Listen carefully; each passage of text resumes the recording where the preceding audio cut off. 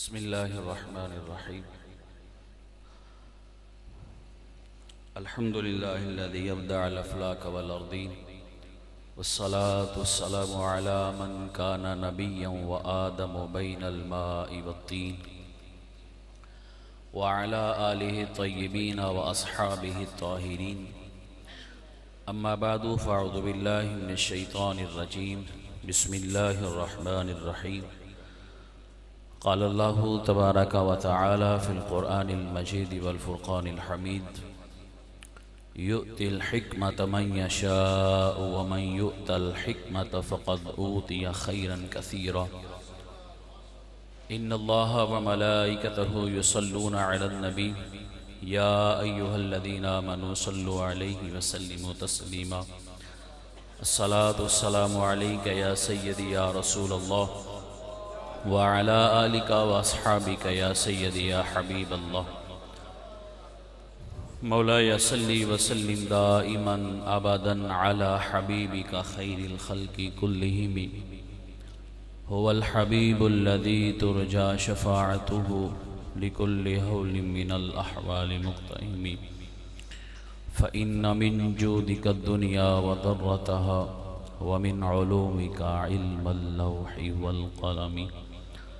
अल्लाह रब्बुल इज़्ज़त की हम्द व सना आक़ा इनामदार ताजदार कायनात फ़ख्र मौजूदात अहमद मुज्तबा जनाब मुहम्मद मुस्तफ़ा सल्लल्लाहु अलैहि व आलिहि वसल्लम की बारगाह अक़दस में दुरूद व सलाम का नजराना पेश करने के बाद सदर महफ़िल ज़ीनत महफ़िल शेख़ुल मशाइख़ पीर तरीक़त रहबर शरीयत तबीब रोहा जनाब मियाँ मोहम्मद हनफी सैफ़ी अतालल्लाहु हयातहु कि ज़ेर सदारत महफ़िल दीगर उलमाए किराम उश्शाक़ान मुस्तफ़ा सल्लल्लाहु अलैहि वसल्लम अस्सलामु अलैकुम व रहमतुल्लाहि व बरकातुहु। ख़ुसूसी बयान हज़रत मखदूम ज़ादा मियाँ मोहम्मद आसिफ़ आपका था। आपने मुझ नचीज़ को ये अमर फरमाया है। ये भी मेरे लिए बड़ी खुशकिस्मत की बात है कि आपने मुझे याद रखा और आपने अमर फरमाया है। आपके अमर की तकमील करते हुए चंद गुज़ारिशात में अर्ज़ करूँगा।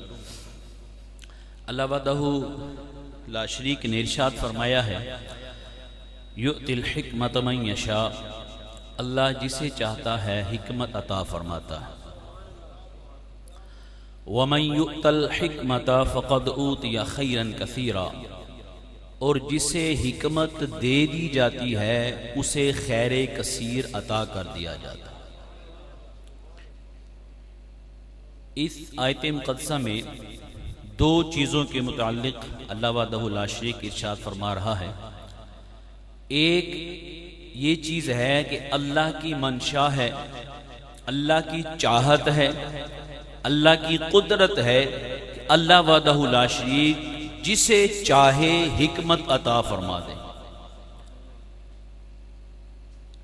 और फिर फरमाया जिसे अल्लाह वहदहु ला शरीक हिकमत अता फरमा देता है उसे खैर कसीर अता कर दिया जाता है। इस आयत मुबारका में हिकमत के मुताल्लिक बात की गई है। तो हिकमत असल में क्या चीज़ है, उलमाए किराम ने इसमें गुफ्तगू फरमाई है, जिसका खुलासा मैं अर्ज करता हूं कि हिकमत से मुराद कुरान का इल्म है।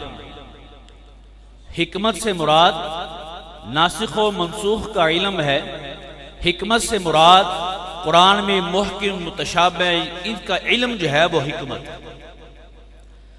अगर इस हिकमत की निस्बत रसूलुल्लाह सल्लल्लाहु अलैहि वसल्लम की तरफ होती है तो इससे मुराद नबुव्वत है। हिकमत से मुराद नबुव्वत और कुरान का इल्म है।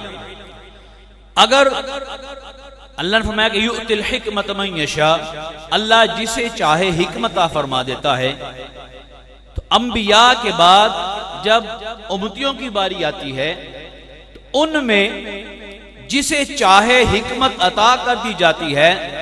वो हिकमत क्या है?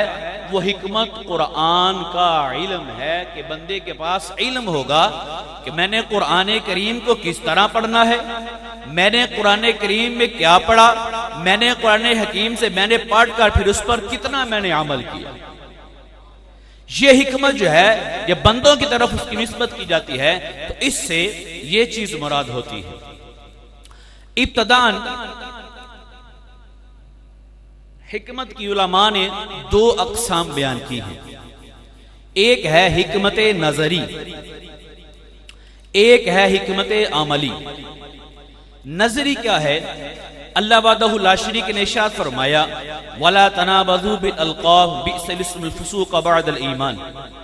हमने खुद कुरान से पढ़ा, किसी मुदर्रिस से सुना, किसी आलिम से सुना। अल्लाह फरमा रहा है कि बुरे अलकाब से ना बुलाओ, किसी का नाम बुरा लेकर ना बुलाओ। ये हमने सुना, ये हिकमत नजरी है। अब उस हिकमत नजरी को हिकमत अमली में कैसे लाएंगे? हिकमत अमली ये है उस बुरे अखलाक को अपने जिस्म से तर्क करके अच्छे अखलाक को पैदा किया जाए। जैसे मैंने मिसाल दी, हमने कुरान में पढ़ा, अल्लाह ने फरमाया कि बुरे अलकाब से ना बुलाओ।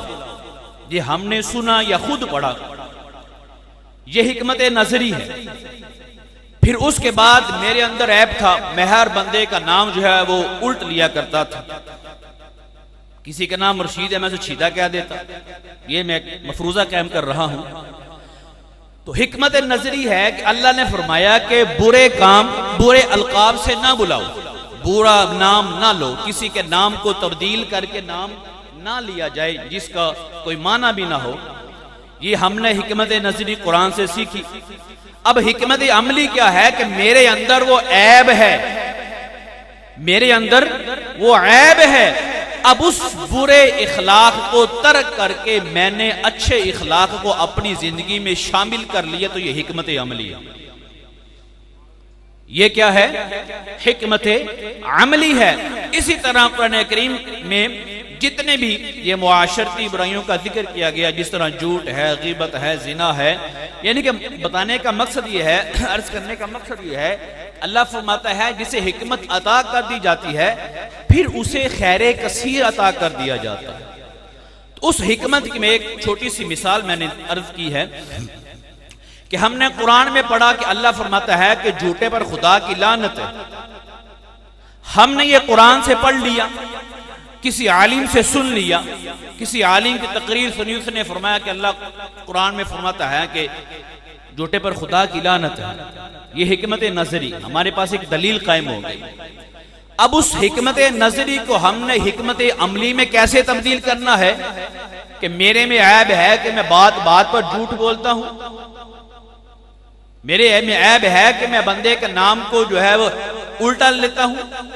अब हिकमत अमली ये है कि मैं उस इखलाक को, बुरे इखलाक को तर्क करूं और अच्छे इखलाक को अपनी जिंदगी में शामिल करूं। यह हिकमत की उलमा ने इब्तदान दो किस्में बयान फरमाई हैं।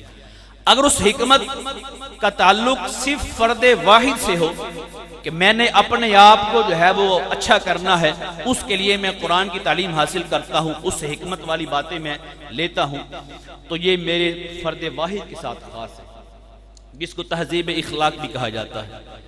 या मैं चाहता हूँ कि मैं अपने साथ साथ अपने खानदान की भी तरबियत करूँ, अपने खानदान की भी इस्लाह के लिए मैं उनको अच्छी बातें बतलाता हूँ, उनकी मैं इस्लाह के लिए ये हिकमत की बातें उन तक पहुंचाता हूं, तो इसको तदबीर मंजिल कहा जाता है।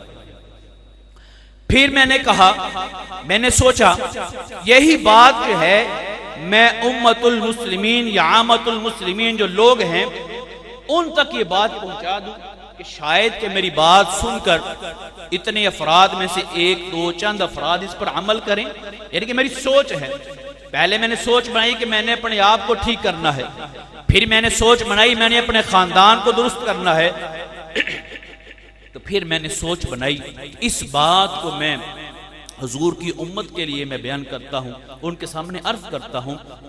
जब ये कोशिश होती है तो इससे मुराद सियासत मदीना होती है, इससे सियासत मदीना होती है। एक शहर की अफराद की मैं अच्छी तरबियत के लिए कोशा हूं। जिस तरह मैं मिसाल देना चाहता हूं, हमारे पीर मुर्शद हजरत मियां मोहम्मद हनफी सैफी, आपकी कोशिश है, ये हम थोड़े अरसे से और आप ज्यादा अरसे से देख रहे हैं कि आप ये जो सियासत मदीना वाला काम है ना, अपनी खानदान की और साथ साथ जो हुजूर के उम्मती हैं उनकी उस अखलाके सैया को तर्क करके जो बुरे अखलाक हैं, अखलाके हासाना की तरफ उनकी तरफ जो है उनकी तरफ रुजू किया जा रहा है, उनको उनकी तरफ लुटाया जा रहा है कि भाई हमारे ये अखलाक नहीं है।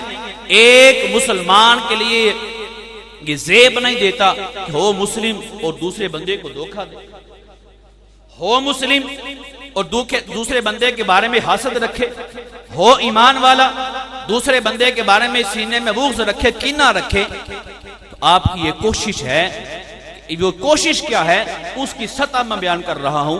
वो सतह है सियासत मदीना वाली। आपकी सोच है कि सारे हुजूर के उम्मती सारे जो है वो जन्नत में चले जाएं। तो यही सोच जो है ये सियासत मदीना कि हुजूर के हर उम्मती की आपको फिक्र है कि वो बंदा जो है वो सीधे रास्ते पर आ जाए। तो ये सियासत मदीना। हुजूर नबी रहमत सल्लल्लाहु अलैहि वसल्लम ने फरमाया, ये हिकमा जो है ये मोमिनों का गुमशुदा असासा कि पहले था, फिर वो असासा हमने खुद ही गुमा दिया। तो फरमाया कि जहां से ये असासा मिले वहां से उसको ले लेना, उसको अखज़ करना चाहिए। तो ये हिकमत की मैंने थोड़ी सी गुज़ारिशात पेश करने की जिसारत की है। अल्लाह वहदहु ला शरीक की बारगाह सजदा है कि अल्लाह अमल की